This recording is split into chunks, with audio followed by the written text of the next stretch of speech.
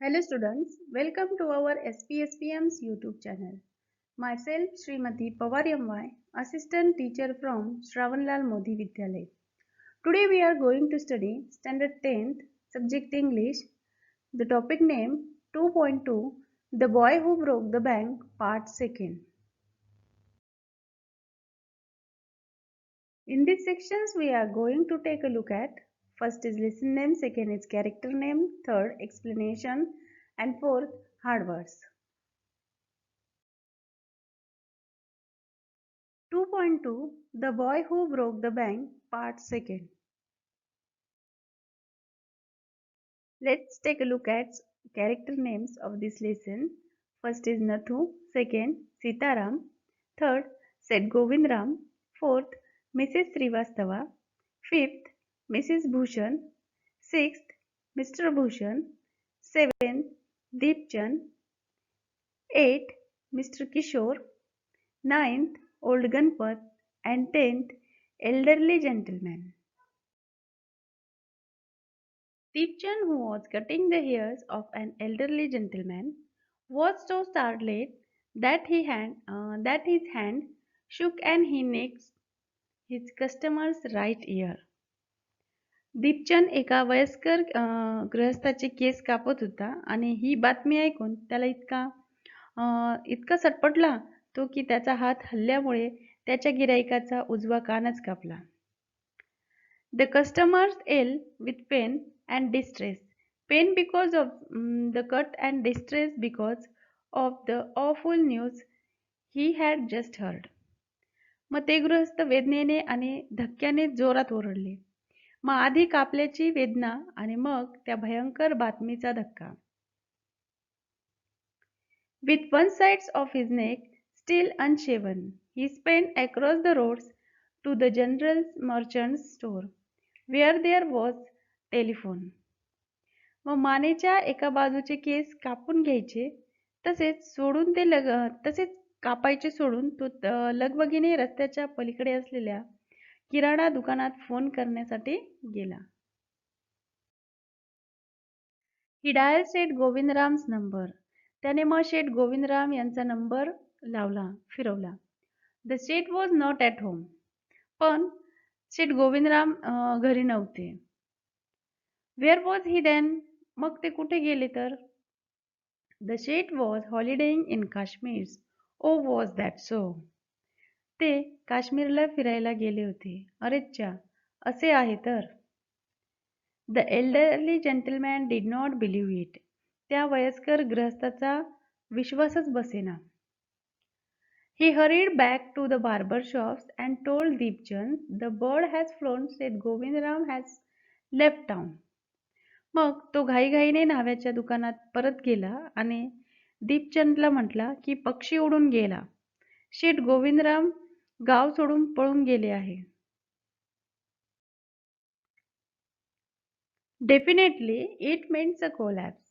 And then he dashed out of the shops making a beeline for his office and checkbook. म्हणजेच याचा अर्थ नक्कीच दिवाळखोरी. आणि ते ताबडतोब ऑफिसच्या दिशेने चेकबुकची व्यवस्था करायला तडक तो व्यक्ती बाहेर पडला. The news spread through the bazaar with the rapidly of forest fire. ही बातमी मग वणव्यासारखी बाजारात पसरली. From the general merchants it traveled to the shops, circulate amongst the customers and then spread with them in various directions to the better sellers, the tailors, the free vendors, the jewelers, the beggar sitting on the pavement. मग किरकोळ व्यापाऱ्यांच्या दुकानापासून तर गिराईकापर्यंत ही सगळी बातमी पोहोचली आणि त्यांच्याकडून इतर सगळीकडे पानवाल्याकडे, त्याचबरोबर शिंप्याकडे, छोट्या विक्रेत्यांकडे, सोनाराकडे आणि अगदी रस्त्यावर बसलेल्या भिकाऱ्यापर्यंतही ही बातमी जाऊन पोहोचली.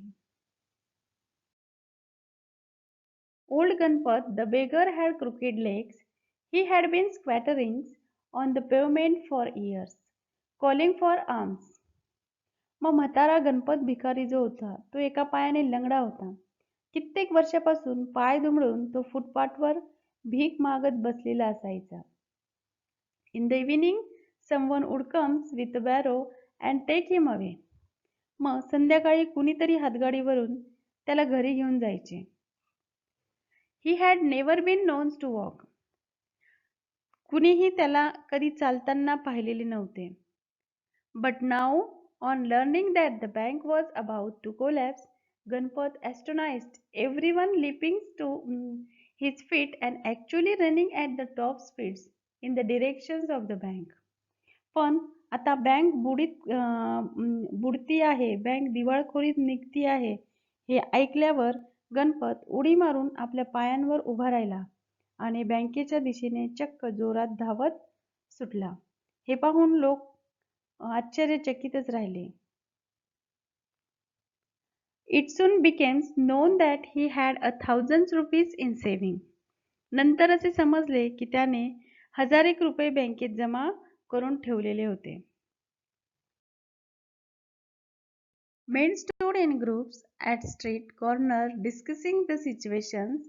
Pimpalnagar seldom had a crisis, seldom or never had floods, earthquakes or droughts.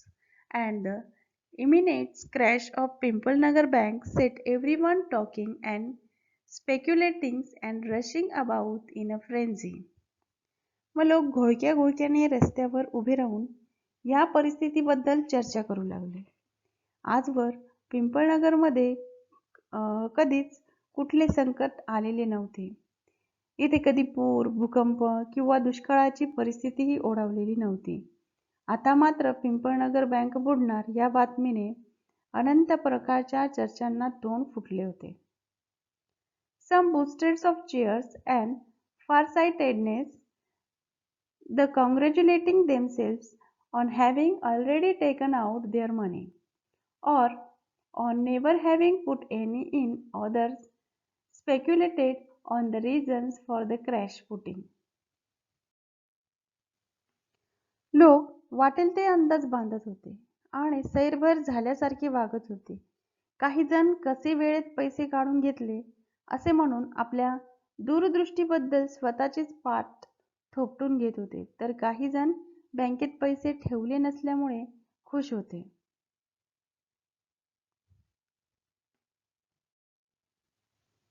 अनेक जण तर या दिवाळखोरीचे कारणे काय असतील याचे तर्क देखील करत होते. It all done to excess the indulged in by said Govindram. The state had fled, the state said one. मग अनेक लोक ह्या दिवाळखोरी मागची कारणे करत होती, कारणांबद्दल तर्क करीत होती, तर काही शेठ गोविंदरामच्या उधळपट्टीमुळेच ही वेळ आली आहे असे म्हणत होते. He had fled the country, said another. He was the hiding in Pimpalnagar, said a third. He had hanged himself from the tamarind tree, said a fourth, and had been found that morning by the sweeper boy. एक जण म्हणाला की शेठ राज्य सोडून पळून गेले, तर दुसऱ्याच्या मते ते देश सोडून पसार झालेले आहे, तर तिसऱ्याच्या म्हणण्यानुसार ते पिंपळनगरमध्येच लपून बसले आहे, तर चौथा म्हणतो की झाडूवाल्या मुलाने सकाळी त्यांना चिंचेच्या झाडाला फास लावून घेतलेले पाहिले. By noon the small bank had gone through all its ready cash and the harassed manager was in a dilemma. मग दुपारपर्यंत त्या एवढ्याशा बँकेला त्यातल्या रोख रकमेला असंख्य गोष्टींना तोंड द्यावे लागले. गांजलेला बँकेचा जो मॅनेजर होता तो दुविधा मनस्थितीत होता. Emergency fund could only be obtained from another bank some 30 miles distance, and he wasn't sure he could pursue the crowds to wait until then. मग आपत्कालीन जी रक्कम आहे ती उभी करायची असेल तर दुसरी बँक 30 मैल लांब होती आणि तोपर्यंत या गर्दीला थोपवून धरता येईल याची त्याला खात्री वाटत नव्हती. And there was no way of contacting Seth Govindram on his houseboat in Kashmir. आणि मग शेठ गोविंदरामला काश्मीरमधल्या हाऊसबोटवर कोणत्या प्रकारे संपर्क करणेही शक्य नव्हते. People were turned back from the counters and told to return the following day. मग लोकांना दुसऱ्या दिवशी यायला सांगून काउंटरवरून परत पाठवले जाऊ लागले. They did not like the sounds of that. मग ही गोष्ट काही त्यांना पचनी पडली नाही. And so they gathered outside on the steps of the bank shouting, "Give us our money or we shall break it and fetch the Seth.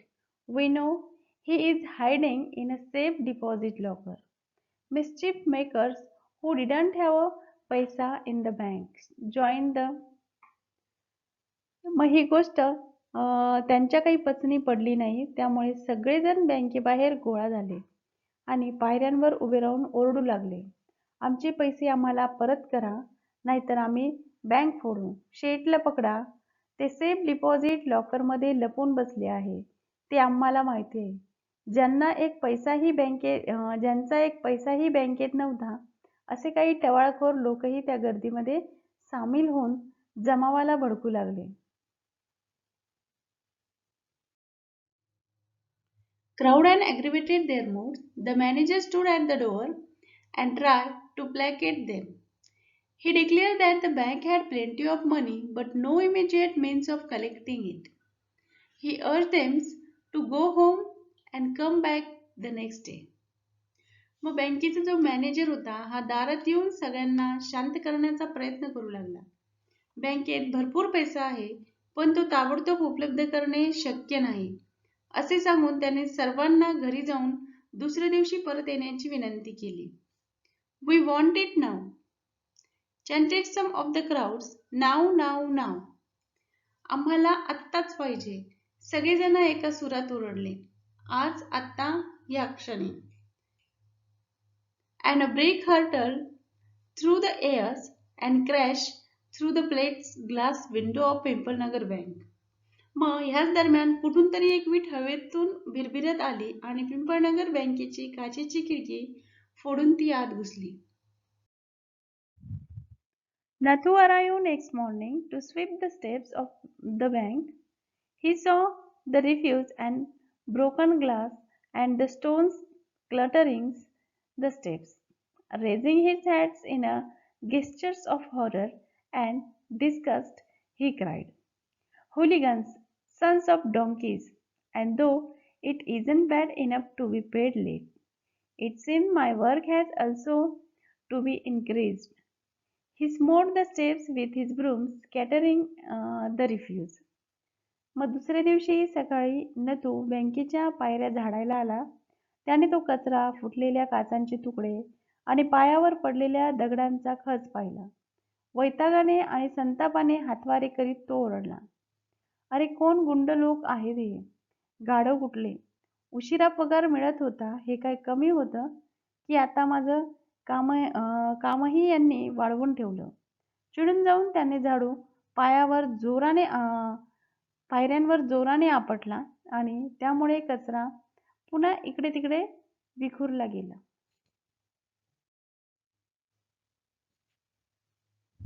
"Good morning, Nathu," said the washerman's boy, getting down from his bicycle. "Are you ready to take up a new job from the first of next month?"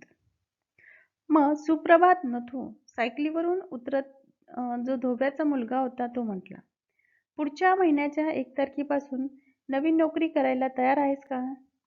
आता bank बुडाली आहे म्हटल्यावर तुला करावीच लागेल."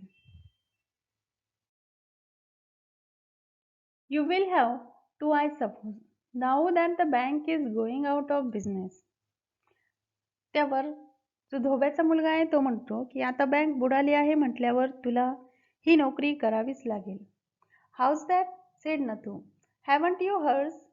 Well, you had better wait here until half an populations of Pimpalnagar arrive to claim their money, and he waves cheerfully. He did not have a bank account and sped away on his bicycle. असं कसं झालं? नथू म्हणाला.